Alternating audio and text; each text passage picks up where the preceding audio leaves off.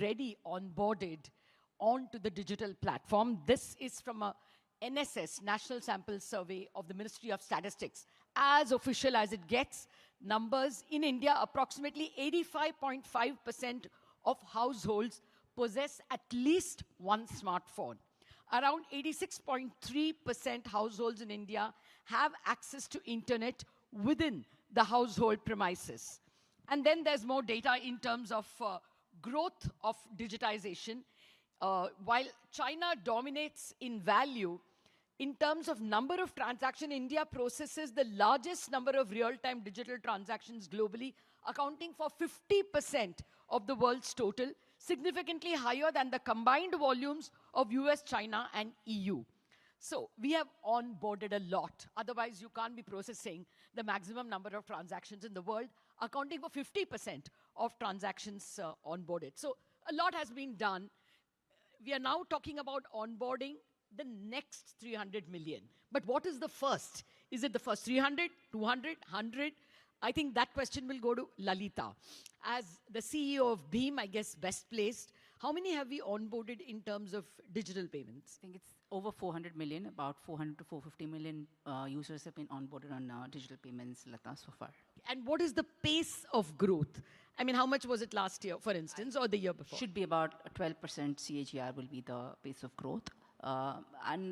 While I'm saying that there are more than 400 million users onboarded, there will also be people who are onboarded but not utilizing fully because of various inhibitions. That includes the 400 million? Yes, which we will cover during the course of the panel, I'm very sure. But yes, it includes that also. Why don't you start from there? Okay. I'm not being partial to her because she's a woman. It's because, BHIM represents NPCI, which is the, organization that has laid the rails for digitalization in India and digitized payments. So over to you, Lalitha. What inhibits people who have been onboarded but not using? Okay. So I think a couple of things. One thing that we had done a survey a few months back when we were trying to relaunch the BHIM app. And one of the things that came to us as a feedback was that people feel that using UPI or using a digital payment as opposed to a credit card may not give them a credit score, right? When you use a debit instrument, you don't get a credit score, right? That's one. Second, they did not know if the payment fails, be it a card payment or a UPI payment or anything else. Whom do I go to? What do I do? I'm supposed to raise a dispute. I raise a dispute, and then it goes into a black box. I don't know what happens. Will I lose money? If I lose money, will I get money back? And then there are a lot of these cohorts, which are communities, right? So one bad thing happens to one person in the community, the entire community feels that, you know what, better to stay safe, right? So there are people who've got onboarded because of a lot of interest and enthusiasm. There will be some of them who are not using it, which is also a part of this 490 million. And that is our endeavor to solve this. We also have a set of people like aged parents of all of ours who want to use, who consume a lot of digital content. All of them are available on internet and WhatsApp and do a lot of voice videos and audios. But they feel that this is probably alien to them. So there are multiple cohorts, and these are the people who have onboarded but not used. Okay, actually, you're already giving us, the obstacles to the next 300 million in what you've said. But let me come to that, Mr. Lakshminarayanan. To onboard, we have reached what, 400, 490, she said. For the next 300, what would occur to you as the first problem of onboarding? Yeah, I think I was asking the question, why do we want to onboard the next 300? Okay. Well, if you want to give yourself that question, then go ahead. No, I suppose there are answers to that, but I won't. But I think, what has got us to the first 400 will not get us to the next 300. And it reminds me of, I think it requires a full rethinking of the business model. The stakeholders in the system today, the banks, the merchants, the customers, what's in it for them in the rural area to onboard into this is not very clear. Banks are also already straining with the incentives taken away from them. They just have to invest more and more infrastructure. And you add 300 million more, their cost is going to go up. with So no one real disincentive for banks is clear. yeah, and for the merchants, clearly, they don't see any incentives on accepting digital transactions because they're happy with the cash. Their inventory turn is much faster if they had the cash on hand rather than waiting for settlements and some of the issues that Lalitha talked about if refunds don't happen. And similarly for the customers as well. There is no incentive for them. Credit scoring is one of them. But really, there is no incentive for them to move to the digital platform. So I think that's the set of three things. I think it's the business model itself needs to be rethought. And I don't think, as I said, what got us to the first 400 will not get us to the next 300. Well, you took away my next question, which was what will incentivize? But we will come to that. We have to look at positive steps that can incentivize. Let me look at the problems. Mr. Gaur, I think Paytm did a great job of cracking even the first 400. In terms of, unlike NPCI, which did not have to make money, you had to make money. Otherwise, it doesn't make sense. So something incentivized you to the first 400. If you can tell us what are the problems you face, therefore. So the business model is very clear for at least to fintechs and other companies like Paytm. You get a customer because if you look into the customer or the merchant ecosystem, everybody is collecting money. If he takes money in cash, we don't know what is his earning. Why digitalization is important for the India is because if we have to look for 1 trillion economy or a digital economy, we have to have at least 500, 600 million active users. And once we know that what is the pattern of his earning, there is a business model of financing over it. Because today, there are a lot of people who earn good amount of money, but if they are the need of some kind of financing, they go to an unstructured way of financing, which is actually not giving him good returns in terms of the capital or the interest which he gives. Second is how we do it. So one of the important factor which we have seen, because if we talk about Paytm, we have close to 35 million merchants. And we have merchants in close to 1,200 plus cities, which is way, way deeper. And thanks to the NPCI and RBI, the digital... Can you repeat the numbers you have? We have close to 1,200 cities where we have merchants who are accepting payments every month on month. And we have devices which will help us because if we have to onboard merchants or customers in deep rural or tier 3, it has to be the vernacular. It can't go with English. It can't only be text-based. It has to be voice-based. So where the efforts, the AI, we had a session, beautiful session on AI previous to us. AI will help us immensely in cutting the cost of operations at least for fintech and banks, because earlier developing an app in a vernacular language was very difficult. But now with the help of AI, it is very easy to launch at a low cost. So I think we took around a decade to get, at least a decade to get 400 million customers. Yes, yes. But in next 6 to 7 years, our pace of getting 300 million can be achieved because of the technology which is available today. Okay. You spoke about getting into your payment system, people who were hitherto using cash. Would you say Paytm has covered almost everyone who uses cash? Because there the problem is different. There you have cash, you have an incentive to join. What Mr. Lakshminarayanan is pointing out to that part of people who really are not even that helpful for banks because they are not doing much transaction. They are economically in a different category.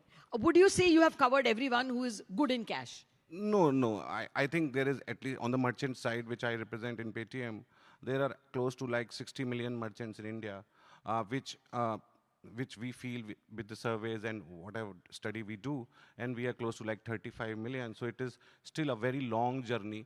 If you go to a tier 3, tier 4 city, you will hardly see 8 to 10% of shops having QR. So that journey is still far. And once the people come on the digital ecosystem, they realize that their earning is recorded. If their earning is recorded, especially on the merchant side, they have that tomorrow if I need a capital for my business or to expand my business, I can show that. The problem in tier 3 and tier 4 cities is they may be earning good amount of money. They're actually more richer than a service class people in the Gurgaon or a metro, but they don't have a earning, what you call the, if you have a record. So banks cannot lend them. So they are forced to take money from some local person, and they are just not helping the banking ecosystem also. Yeah. So what you're saying, Mr. Gaur, is that from 35 to 60 million should be an easier ride for Paytm. Yes, not only Paytm, but overall ecosystem, because of the technology which we have got today was not available at least even 6 months back. In AI, every quarter there is a lot of change which happens in the technology and the business models. Fair enough. Actually, I don't know, you're perhaps underestimating your reach. I met a forest, wildlife photographer yesterday, and he was saying that in some remote reaches, places like Pench and Tadoba, he could pay through Paytm because of the voice box. So I think your reach is more than you're acknowledging. Ravindra, everybody's pointing out to why banks are incentivized. Before I get to that, because I think you will have a big tale of woe to speak about, let me first get to what I thought will be predictable answers, and none of you gave those as difficulties. How much is internet reach in India? I mean, I know of several places where you go out of internet. Or how much is electricity reach? What is the smartphone reach? If the entire family has one smartphone, how much of payments will they do? Maybe one man in the house, maybe occasionally using it. And I'm deliberately saying man, not because I want to be an anti-feminist, but I'm just reflecting reality. What are the ground realities in terms of extending to the next 300 million? True, very, very true. What you just spoke about, what got us here will not take us to another 300 million users. One of the biggest challenges, like exactly what you said, is the latency and the connectivity. That is where probably the OTP fallouts, you see a lot of those there. So this is exactly where Mr. Lakshminarayanan would be able to really help us out with, because the hinterlands are going to be the future for India again. The tier 2, tier 3, 3 or 4 cities, because if you see the average age group, it's between 28 to 30, and with a young population, and the young population are tech savvy, and they're very good with the instruments in your hand, and most of them will be teaching you what to do and what not to do with the phones, and this is what will take us there. But having said that, educating, because the biggest problem today, even we spoke about literacy. Yeah, educating them on what to do and what not to do is more important, and that is what we keep reading day in and day out, where people lose out on the money. This is the biggest challenge, because if somebody has experienced that, probably they will have a step back, and just wait and see whether it's going to help them out or not. So that's collective responsibility of all of us sitting here on educating people, because India as a the population in India are very adapting. I can talk to you about one of the incidents that which happened when it was many years back, when I was in Frankfurt. There was a professor from Scotland. A very interesting thing, you need to hear this. So he said he was traveling to India, and from Mumbai they were traveling to Nasik. And when you go to Nasik, there is I don't know if you visited.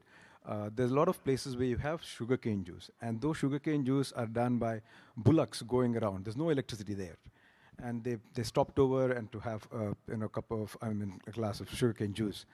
And once they did, when they did a payment, he gave cash of 500 rupees and they didn't have change.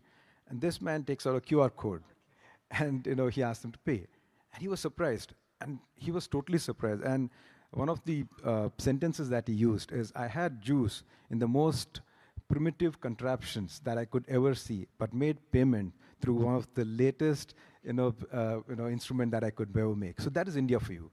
So I think reaching to the next 300 is not a challenge, but bringing everyone together to reach there, that is mostly to educate people on how to do, what to do, and what not to do, because of the population that we are going to see that's below 30, which is going to be the majority of population. That's what is going to lead us there. Fair point. That's extremely encouraging, and I think all of us will have such moving instances of people with not having financial and digital literacy, but able to participate in some of the advanced digital contraptions. But let us come to the point that Mr. Lakshminarayanan raised, and all of you have agreed. Incentivizing the financial actors. because you may not make much money from the next 300 million. Of course, Gaur would have us believe otherwise. He thinks that there are still enough people from whom he can make money. But assuming there isn't much money to be made, Lalitha, your take. How do we incentivize in our pre-round of the event? You were referring to how banks were forced to do things with priority sector. So do you think something like that needs to be used to ensure the first push? Yeah, I think more than making money or incentivizing, what is the incentive for onboarding these people? I think the cost of onboarding and the cost to serve for this 300 million is going to be high, right? So that is very important to get covered. If you do not cover it beyond a point, it is going to be very unviable for anybody, whether the bank which is powering it from the back end or the app which is powering it from the front end. They will have to send some assisted means of onboarding to begin with. That's how the process is going to be, right? And it is important to indemnify this cohort for honest mistakes. If they really lose money, you may have to just, as a gesture, say, "Acha, theek hai, we will refund it to you." So which means that the cost to serve and the cost to onboarding is going to be high. So where will the money come from? So one is, if there is a way in which the top of the pyramid is able to give you more money, which let's say we've been talking about seeing whether a particular turnover and above we can have more MDRs or anything revealed. So there's one way of getting money from there. If there is a incentivization that comes from the government side for pushing this, then those can be plowed in for this 300 million to sort of accelerate the adoption and the pace of getting them onto the ecosystem. I was referring to the priority sector lending because I remember that when we were starting off on the lending space, there was a particular percentage of the book which had to be given as a priority sector lending. This will have a differential rate of interest. It will have a differential rate of booking also. And this, again, this also needs to be covered by providing additional immunity to this section. If some of these initiatives can be brought to life, then I think there will be a lot of reason to invest in this set of cohort, which is a very, very important cohort to invest in. But it's going to be very difficult to travel the miles, so we will need a lot of boosters and additional incentives to cover this up. No, absolutely. The telecom guys also were forced to pay, are still forced, the USO, Universal Service Obligation. Their money has to be set aside, and BSNL uses it to extend the telecom lines to where it is not profitable for private companies to do. Mr. Lakshminarayanan, is that the way to go? I'm sorry, I know it's an unfair question because both telecom and banking are utility services which are being ragged literally. They're not able to make money at several points, and I'm conscious of that. But really, what is the option? What Lalitha said in terms of reappropriating some MDR at the top of the pyramid and see if that a percentage of that can be used for funding the next 300. Some incentives clearly are required. I think we started with cashbacks, but more we need to think through. I just wanted to, I'm fascinated by the business model, what we need to do and how do we need to innovate. Please. It takes me back to, in the UK, there is an organization called Nest that the government set up. And the real challenge in the UK was there were low-income earners and middle-income earners who are not saving any money at all for the pensions, right? And the government saw that there is going to be a huge gap, and to cover through Social Security, they saw really a time bomb ticking, and they had to solve the problem. And I think they came up with, the Nest came up with a very simple set of rules. One was, how do I remove the incentive is one, but more importantly, how do I remove the friction? So the auto-enrollment was real hero. Oh. So when I'm earning something, my employer would automatically deduct a small amount, right? So, and they have to make it so frictionless that it's more an opt-out. If I want to opt out, I need to go and ask rather than not as an opt-in. So here also we need to think about some opt-in mechanism, auto opt-in mechanism, that when I open a bank account, can I automatically open an UPI ID as well? Why do I need another process to do that, right? Or if I have another touch point in the bank for something else, even in the rural area, when I go there, can I use that touch point process to enroll the person as opposed to have another process for doing all the, the KYC and everything else. So that's one parallel that we saw. And, the Nest started in 2011. And today their target was to cover 7 million people who were not saving enough. Now they have 11 million. So I think that was a phenomenal success. That was one. The second is, while the insurers, we all know when we offer something for the pensions, about 2% goes away in the admin, Yes. the process as well as the fund administration. But here, Nest was given a mandate that you shall not operate more than 50 basis points. Okay.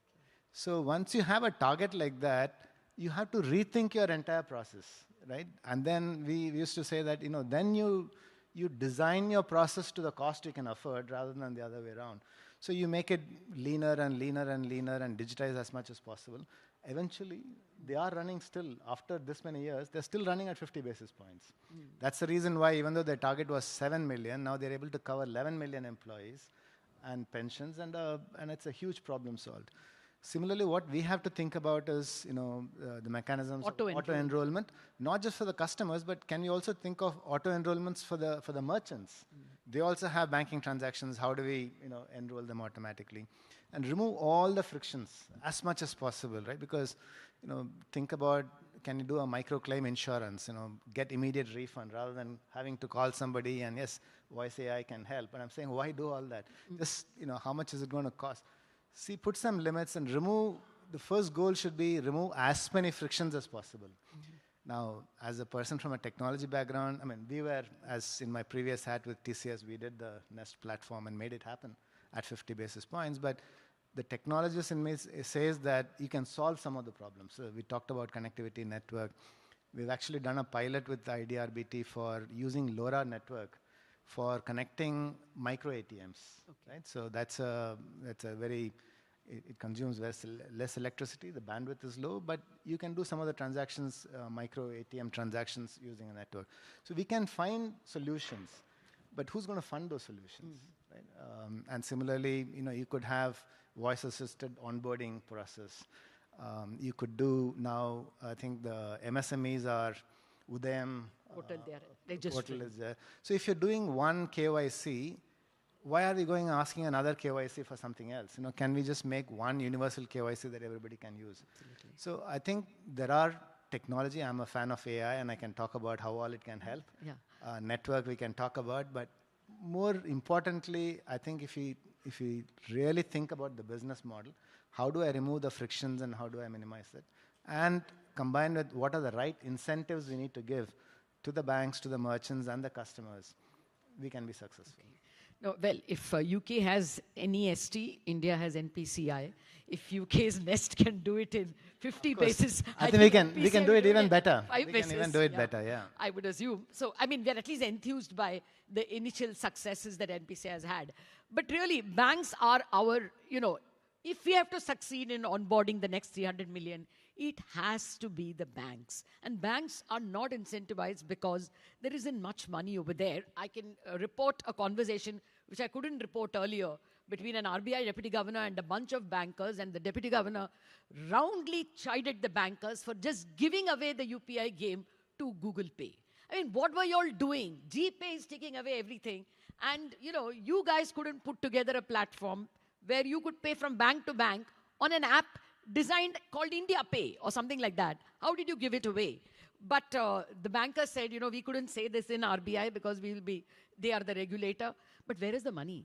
Google has deep pockets. They're not earning a penny from Google Pay, and they are ready to spend. Can we banks do it? So that question straight away to you. Ravindra, what do you banks want? That you can extend the 300 million. We know that banks are loaded, and they've gone through the service ecosystem, hand-holding the fisc for priority sector. Jan Dhan, again, it was a cost to all the banks, Jan Dhan, and they didn't make money on it. So how should the regulator or the government enroll your support to extend? So convenience comes at a cost, right? So somebody has to pick up the tab. Well, we're talking about enrolling, 300 million people, and also technology is the only solution for this. And just now, even before we started this, we were talking about how investment heavy, all this technology, is. And that is where your outsourcing models and partnership models are very relevant. And this is one place where I look at probably, banks and all the NBFCs or any, MFIs. Partnerships are very much required for this. Unless and until you partner with, tech-related giants or tech-related tech enablers, this would be very difficult. Yes, cost is there, somebody has to.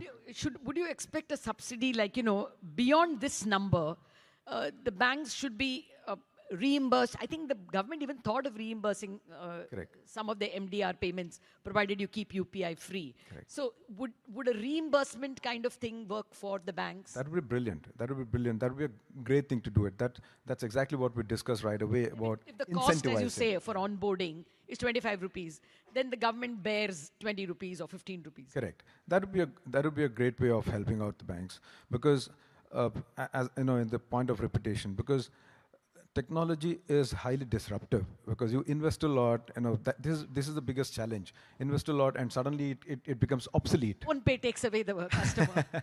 Yeah, it does happen. So that is where we all need to come out with the solution. Probably, as you rightly said, if the government incentivizes, that will be one step forward for the banks to come forward and see what we can do much better with this.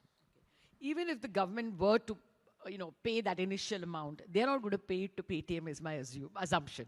They're more likely to do it to banks, because they see that as the lowest common denominator, serving your driver and your maid to open accounts. Savings bank account holders would be the one they would go to. What would be Paytm's view in terms of, what will incentivize you to go through the next 300? So, government have certain subsidies and incentives which can increase, or there is a specific zone which government calls as PIDF, which is not so highly digital zone. PIDF, where for merchant onboarding and for soundbox placement on those zones, RBI gives a decent kind of incentives for a device.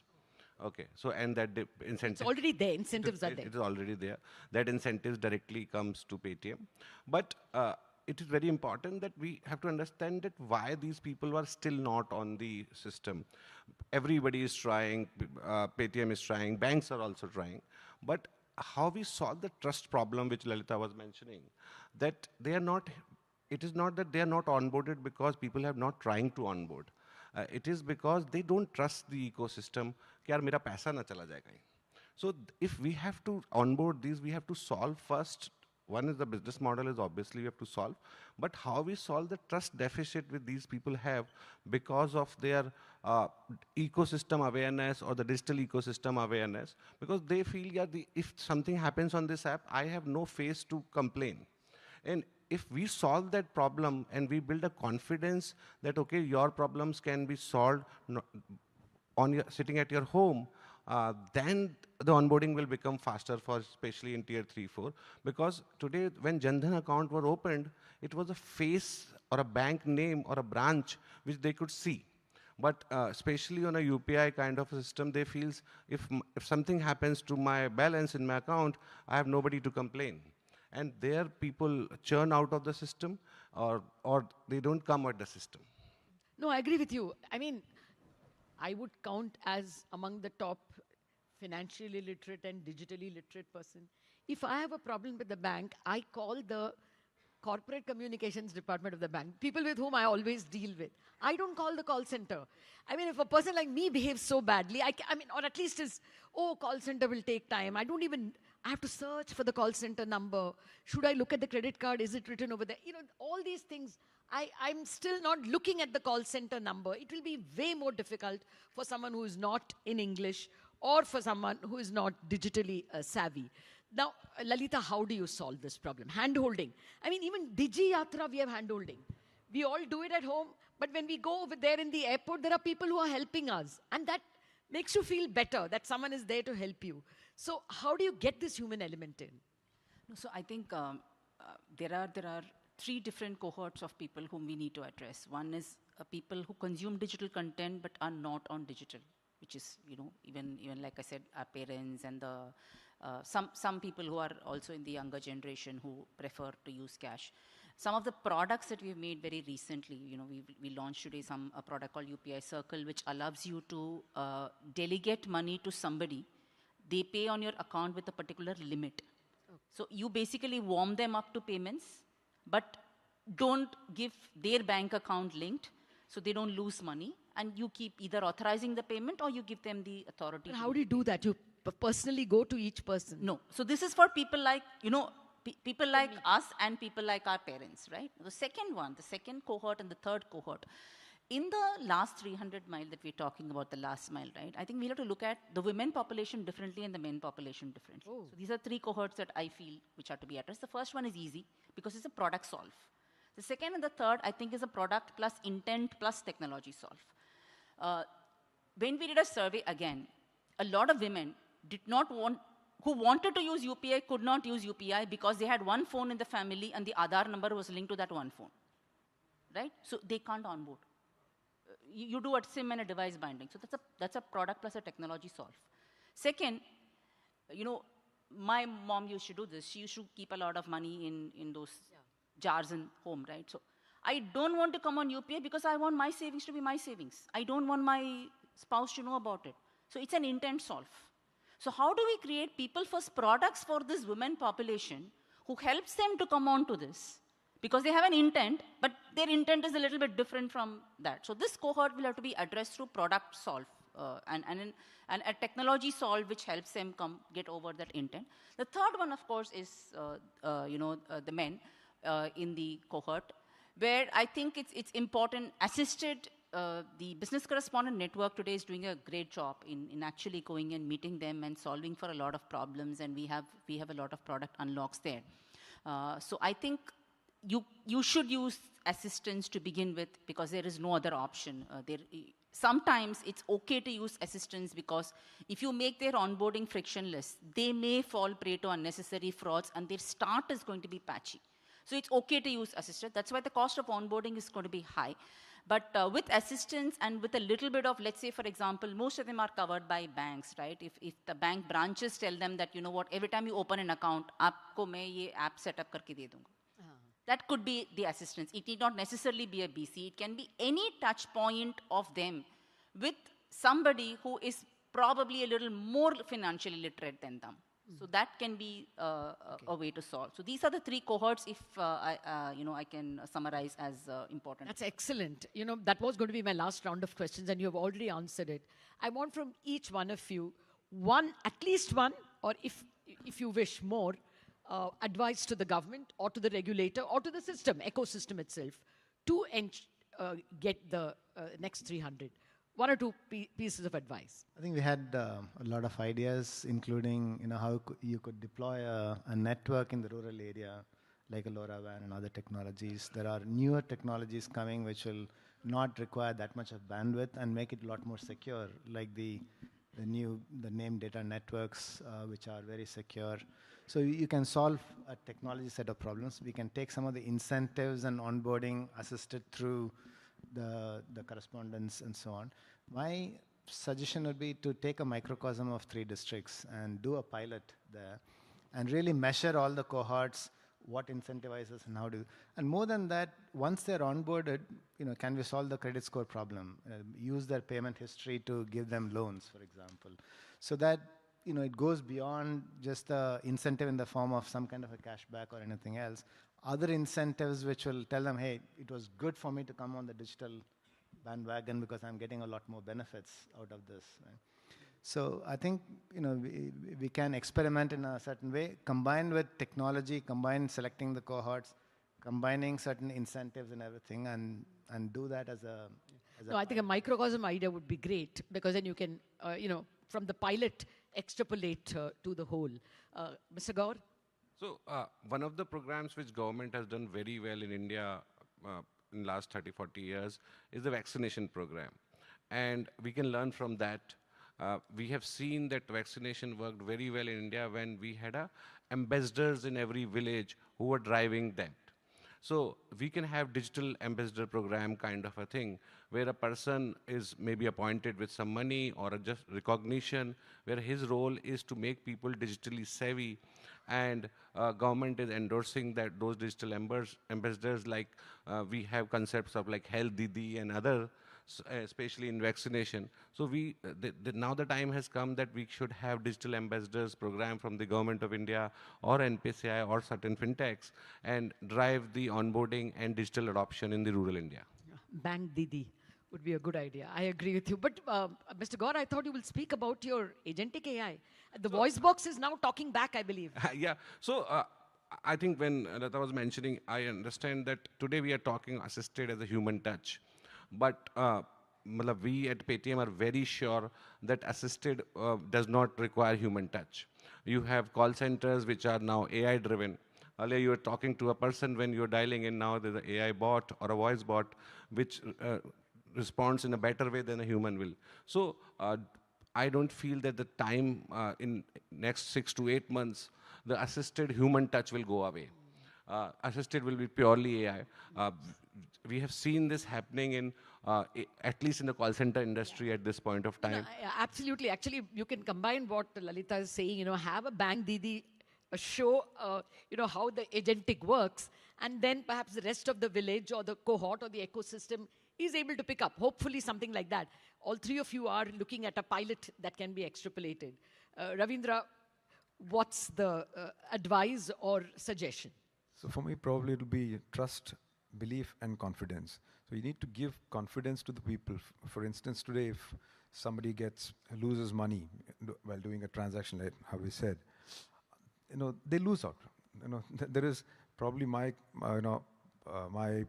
probably request to the government would be like how we were talking about how 2FA is there in India, and outside India, probably if somebody loses out on a credit card, they are insured, and then the money comes back. So if you give this confidence to the people at large, that even by mistakes, things happen. If they lose money, they are going to be, taken care of if it's, happen. Genuine error, yeah, exactly. So these kind of messages, if it goes out, I think this will be a great way of, probably if you want my father or my mother to come on, because it's very difficult, because somebody calls them and I'm calling from the bank, they reach out to their, a debit card or credit card to tell what the number is, because that's their belief.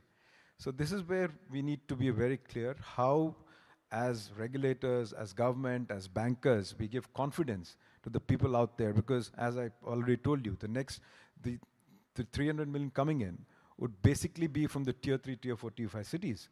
And these are the cities, these are aspirational cities.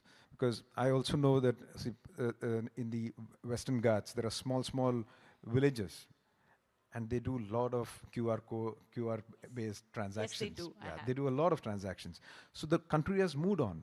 But again, they don't know where to go. So if this problem is solved, I think we can reach this target beyond prior to what he was talking about 5, 6 years, I think by around 3.5 years. I too feel confident that, from 2017 when UPI first came, I think it was even earlier, 2016 when it came. Yeah, we didn't use it much, but even when demonetization happened, many of our colleagues went on into UPI but came back once cash came back, but went back to digitization for good after COVID. So, some such pressure does make us take irreversible steps towards digitization. I had good intentions, but there are only 6 minutes, 5.5 minutes left. Questions are open for the floor. Please. You could even tell us whom you want the answer addressed to. I just want to add on to what Mr. Ravindra said. And in the masterclass by NPCI, I've already made the statement. Closer. Yeah. So I've actually written a paper reimagining UPI next. And that paper I've submitted to Reserve Your Bank. name, sir? My name is Anil Katia. I'm an ex-banker. So what you just said, and this is a point I'm making for quite some time now, what you need is build the chargeback process into technical architecture. You have to make it so easy to have a grip over my money that it becomes confidence and trust that is lacking. Fair point, sir. Yeah. Thank you very Thank much you. for that. Suggestions and questions welcome. Just keep them as brief as he made it. Looks like everyone is very confident the next 300 There's a million will lady come. who's, Please. yeah. Please, ma'am.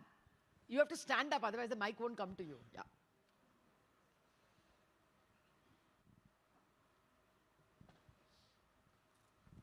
Thank you, esteemed member of the panel and Ms. Latha for moderating this session very well. Sorry, my voice is a bit bad. No, go ahead. So I'll tell you my personal experience and my friend's experience to the point what Mr. Ravindra said and this gentleman also said. We transferred money to a wrong number or a bank account number and we could not get it back. It's been almost a month. The challenge is even when you contact the payment aggregators like BHIM or GPay, they say the data is encrypted, so we do not know where your money has gone. So we are left in a way that we do not even know where the money has gone. Now you go to the bank, that from my bank account, the money's got transferred somewhere else. Bank will say you go to the mode of payment. If it was net banking, we could have helped you. Here we cannot help you. So the challenge is we got onboarded, enrolled on this very digitally.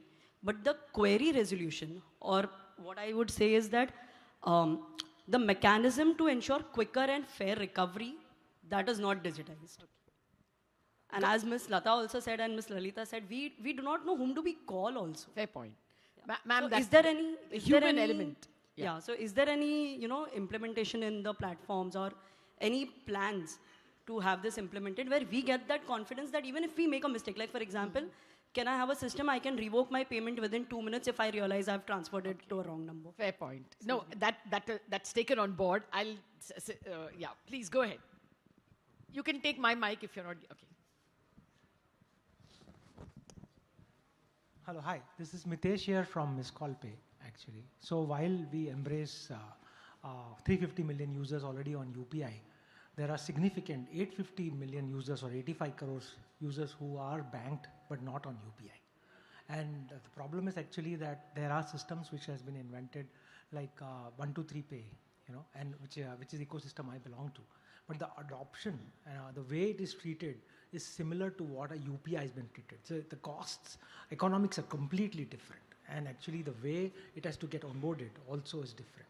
So what is a regulator or a bank's point of view where we can actually, be part of this, enablement to enable the next not only 300 million, but 850 million which are actually using AEPS and a cash-based economy driving to that. I believe the Reserve Bank of India Deputy Governor is one of the speakers, Ravi Shankar, in one of the panels. I think you should put this question to him. The regulators will have a plan, or should have at least.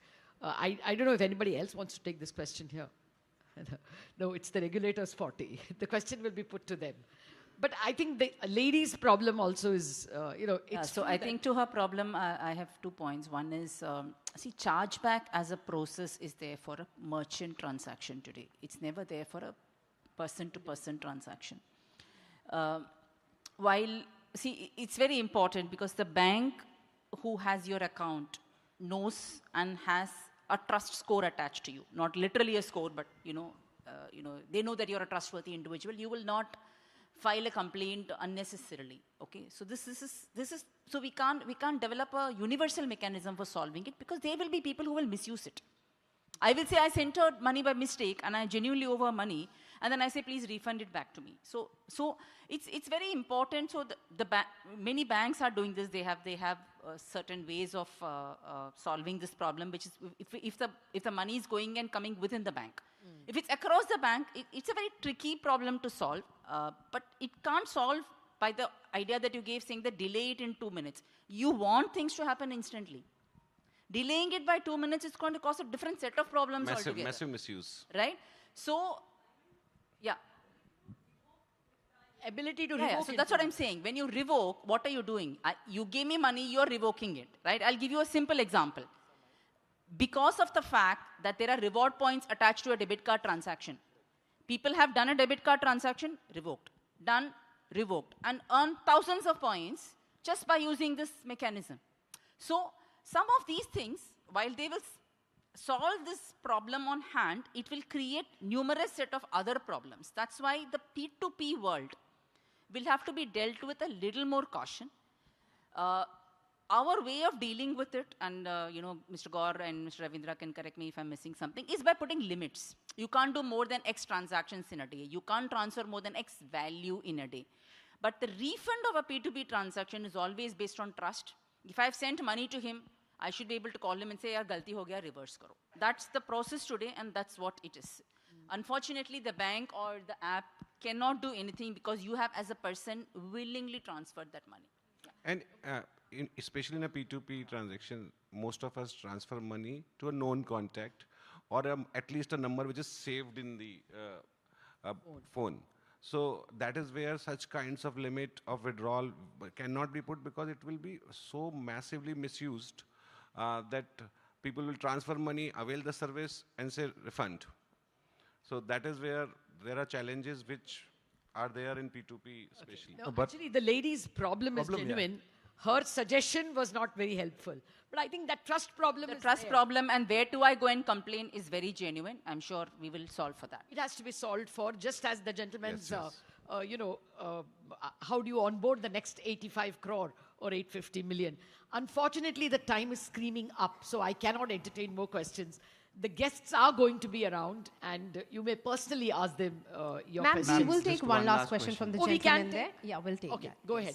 Ma'am, just one last question. So just taking the cue from what everybody said, my name is Sandeep. So there was an interesting seminar just before there where the DOT gentleman said that they have created a repository of phone numbers because everything is linked to a phone number, and they have a risk categorization, a high, medium or low risk. So when you're transferring the money, it just pops up on your screen that you are transferring money to a high risk. So probably you get warned beforehand. So maybe if the banks start reporting that these are fraudulent numbers, then probably this database could become a repository, like a credit score. Telecom companies are also solving that problem to some extent by Thank you alerting so of much. spam.